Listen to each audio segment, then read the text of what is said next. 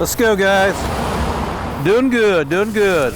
Today we are here at the Nutter Center for our annual Greene County Mass Food Distribution. If you can, grab some food from the other line. So we're giving back to the community today, which is what Wright State's all about.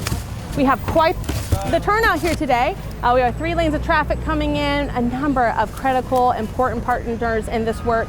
We have CareSource, we of course have Wright State. Good morning, how are you today? We have Dr. Sue Edwards here with us today, a number of elected officials, SICSA, and the Imagination Library. How many dogs? We've been partnering with SICSA off and on for the last 2 years. Pet food is also being impacted by the high cost of items. Beans? Yeah. It's incredible having this many volunteers come out and just help, and it's incredible.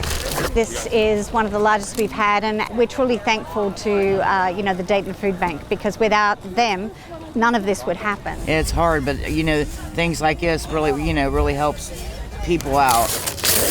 It's a way of recognizing there are many people in our community that are struggling at this time. Look behind you, see the line, a lot of people here today, a lot of needs that need to be met, and we're grateful to be a part of that. Hi, Cabbage. Thank you. CareSource is such an amazing community partner. Many of our students may be CareSource customers, and it's a great way to connect and have a full sense of community. Doing great, everybody. As a Wright State grad myself, I'm just so proud to be here. I know many of our food bank team members are also Wright State grads. Just really great to have that great, huge sense of community here on site today. Once that next truck pulls in, we will halt the line, we will clean up and reload.